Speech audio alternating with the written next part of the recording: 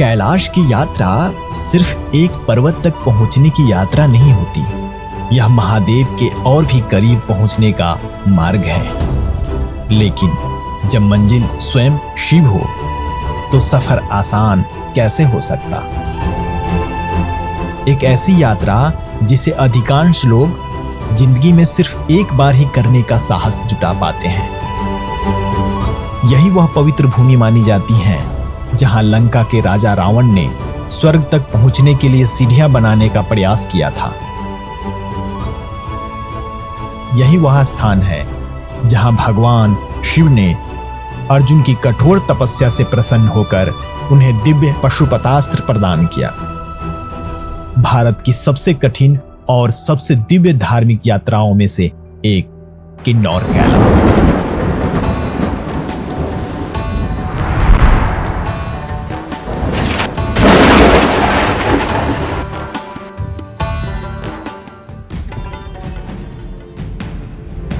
कहते हैं भगवान तक पहुंचने का रास्ता कभी आसान नहीं होता।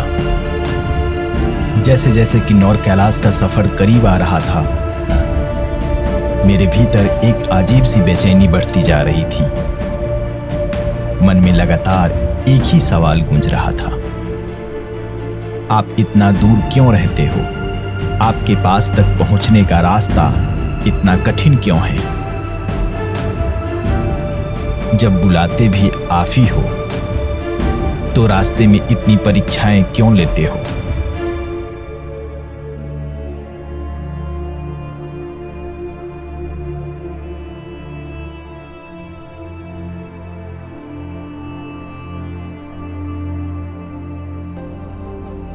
कई बार जिंदगी आपको ऐसे मोड़ पर खड़ा कर देती है जहां इंसानों के जवाब खत्म हो जाते हैं और वहीं से ईश्वर की तलाश शुरू होती है।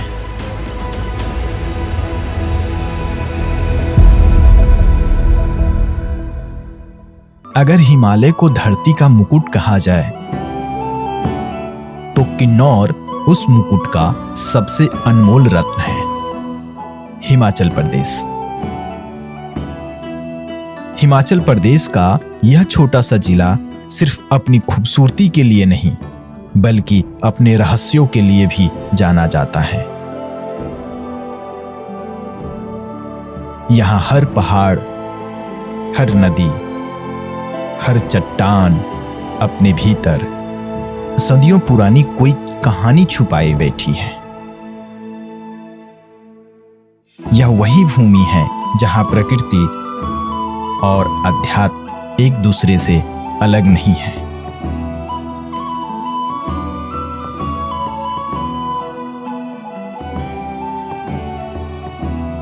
यहां पहाड़ सिर्फ पत्थर नहीं, देवता है। नदियां सिर्फ पानी नहीं, जीवन है। और जंगल सिर्फ पेड़ नहीं, साधना के साक्षी है। किन्नौर अपनी संस्कृति के कारण भी अलग पहचान रखता है। यहाँ के लोगों का जीवन प्रकृति के साथ चलता है। यहाँ हर त्योहार देवताओं की अनुमति से मनाया जाता है। हर गांव का अपना देवता है और हर निर्णय उनकी आस्था से जुड़ा होता है। अगर किन्नौर का नाम लिया जाए तो सेबों का जिक्र अपने आप हो जाता है। यहाँ के बागानों में उगने वाले सेब दुनिया के सबसे बेहतरीन सेबों में गिने जाते हैं। लेकिन किन्नौर की असली पहचान सेब से नहीं है। उसकी पहचान है एक पर्वत जो हजारों वर्षों से आस्था का प्रतीक बनकर खड़ा है। किन्नौर कैलाश। धरती पर 5 प्रमुख कैलाश माने जाते हैं। कैलाश मानसरोवर, आदि कैलाश, मणिमहेश कैलाश, श्रीखंड महादेव और किन्नौर कैलाश। हर कैलाश का अपना आध्यात्मिक महत्व है, लेकिन किन्नौर कैलाश अपनी कठिनाई के कारण सबसे अलग माना जाता है। यहां पहुंचने के लिए सिर्फ श्रद्धा काफी नहीं होती। आपका शरीर, आपका धैर्य और सबसे बढ़कर आपका मन, तीनों की परीक्षा होती है। यही कारण है कि हर साल हजारों श्रद्धालु यहाँ आते हैं, लेकिन उनमें से बहुत कम लोग अंतिम शिवलिंग तक पहुंच पाते हैं। कई लोग ऑक्सीजन की कमी से लौट जाते हैं, कई शरीर जवाब देने के कारण, और कुछ अपने मन से हार जाते हैं। लेकिन महादेव का एक नियम है, वो किसी को बुलाते नहीं, और जिसे बुला ले उसे खाली हाथ भी नहीं लौटाते। रेकांग पियो से आगे घुमावदार पहाड़ी रास्तों से होते हुए हम पहुंचते हैं तांगलिंग गांव। यही वह गांव है जहां से किन्नौर कैलाश की वास्तविक यात्रा शुरू होती है। किन्नौर कैलाश की यात्रा पर निकलने से पहले हर यात्री को अपना पंजीकरण कराना पड़ता है। यह केवल एक औपचारिकता नहीं बल्कि एक सुरक्षा व्यवस्था है, क्योंकि यहाँ आने वाला हर व्यक्ति वापस लौटेगा इसकी कोई गारंटी नहीं होती।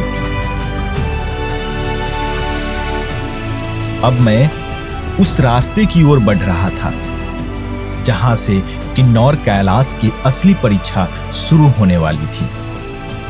किसी भी यात्रा की शुरुआत मंजिल से नहीं, पहले कदम से होती है, और किन्नौर कैलाश पहला कदम रखते ही आपको यह एहसास करा देता है कि यहाँ जीतने के लिए ताकत से ज्यादा इरादों की जरूरत है। पहाड़ किसी के साथ पक्षपात नहीं करते।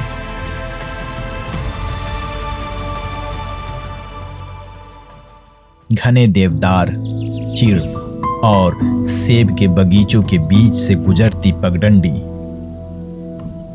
ऐसा लगता है मानो प्रकृति आपका स्वागत कर रही हो।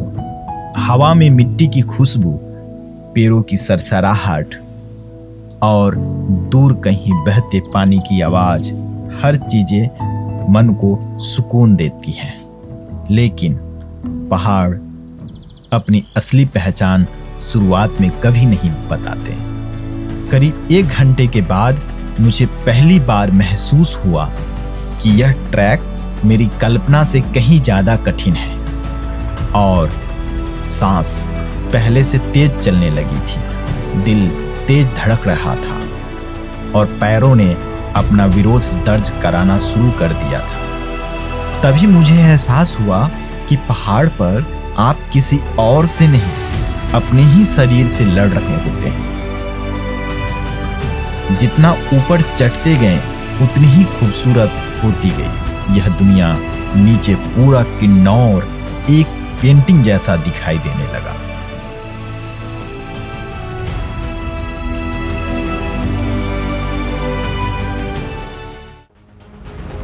यहीं मुझे पहली बार इस यात्रा का दूसरा चेहरा दिखाई दिया। हर चेहरा मुस्कुराता हुआ नहीं था। कुछ लोग थक चुके थे, कुछ वापस लौटने का फैसला कर चुके थे, किसी के घुटनों ने जवाब दे दिया था, किसी की सांस ऊंचाई के साथ तालमेल नहीं बिठा पा रही थी। लगभग 8 घंटे की लगातार चढ़ाई के बाद आखिरकार हम पहुंचते हैं गणेश पार्क। करीब 3800 मीटर की ऊंचाई पर यहीं अधिकांश यात्री रात बिताते हैं, क्योंकि इसके आगे शुरू होती है किन्नौर कैलाश की असली परीक्षा। कुछ ही घंटों बाद रात के लगभग 11 बजे हम फिर निकलेंगे, लेकिन इस बार रास्ता नहीं बदलेगा, सब कुछ बदल जाएगा, क्योंकि अब शुरू होने वाली थी किन्नौर कैलाश की सबसे कठिन रात। दुनिया सो रही थी, लेकिन हमारी यात्रा अब शुरू होने वाली थी। दूर से देखने पर ऐसा लग रहा था मानो अंधेरे पहाड़ पर जुगनुओं की एक लंबी कतार धीरे धीरे ऊपर बढ़ रही हो। कोई तेज नहीं चल रहा था, कोई पीछे नहीं रहना चाहता था। हर कोई अपनी सांसों की रफ्तार के साथ पहाड़ की लय में चल रहा था। यहां जल्दबाजी की कोई जगह नहीं थी, क्योंकि पहाड़ जल्दबाज लोगों को ज्यादा देर तक अपने ऊपर टिकने नहीं देते। धीरे धीरे रात पीछे छूट रही थी और तभी सामने आया पार्वती कुंड। और कहा जाता है कि भगवान शिव और पार्वती ने पहली बार यहीं एक दूसरे का दर्शन किया था। उनके उस दिव्य मिलन का मौन साक्षी बना था यहां खिला पहला ब्रह्म कमल। शायद यही कारण है कि ब्रह्म कमल भगवान शिव का सबसे प्रिय पुष्प माना जाता है। आज भी उनकी आराधना में इसे अत्यंत पवित्र स्थान प्राप्त है। कहते हैं इस धाम तक पहुंची सच्चे मन की कोई भी पुकार महादेव कभी अनसुनी नहीं करते। यहां पहुंचकर कुछ पल के लिए ऐसा लगा मानो समय यहीं ठहर गया हो। और फिर सूरज निकला और उस क्षण पूरे हिमालय सोने की तरह चमक उठा। पार्वती कुंड के बाद रास्ता अपना सबसे कठोर रूप दिखाता है। अब कोई पगडंडी नहीं थी, कोई सीढ़ियां नहीं थी, सिर्फ विशाल चट्टानें जिन्हें पार करना कई बार चढ़ाई से ज्यादा रॉक क्लाइंबिंग जैसा महसूस होता है। हाथ पत्थरों पर, नजर आगे कदम पर।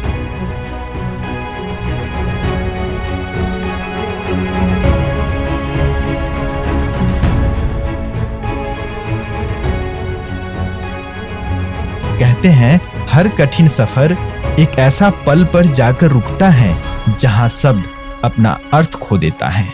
शायद मैं भी उसी पल के बिल्कुल सामने खड़ा था और सामने दूर आसमान को छूती हुई एक विशाल काली आकृति दिखाई दी। पहले तो लगा यह कोई साधारण चट्टान होगी, लेकिन जैसे जैसे हम आगे बढ़े वैसे वैसे एहसास होने लगा कि हम अपनी मंजिल के सामने खड़े हैं।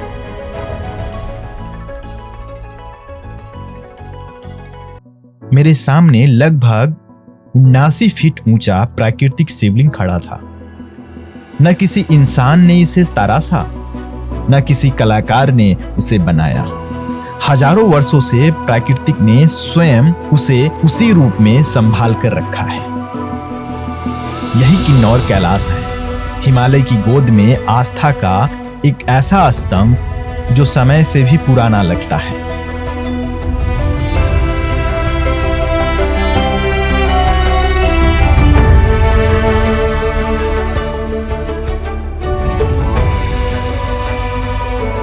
उस क्षण मेरे मन में कोई विचार नहीं था, कोई इच्छा नहीं थी, कोई मांग नहीं थी, बस एक गहरा मौन था। इतनी दूर आने के बाद अक्सर लोग सोचते हैं कि शायद यहां पहुंचकर उसे कोई चमत्कार दिखाई देगा, लेकिन सबसे बड़ा चमत्कार पहाड़ नहीं दिखता, वह आपके भीतर होता है।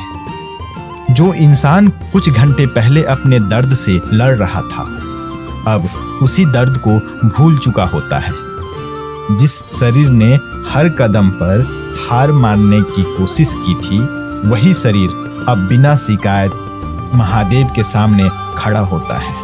शायद यही भक्ति है।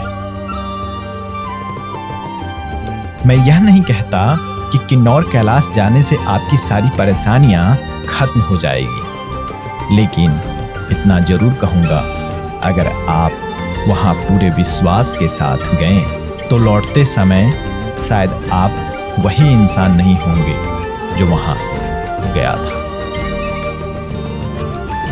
अगर इस वीडियो में आपको महादेव का आशीर्वाद, प्रकृति की दिव्यता और श्रद्धा की अनुभूति महसूस हो तो इसे अपने परिवार और उन दोस्तों के साथ जरूर शेयर करें जो भोलेनाथ से प्रेम करते हैं।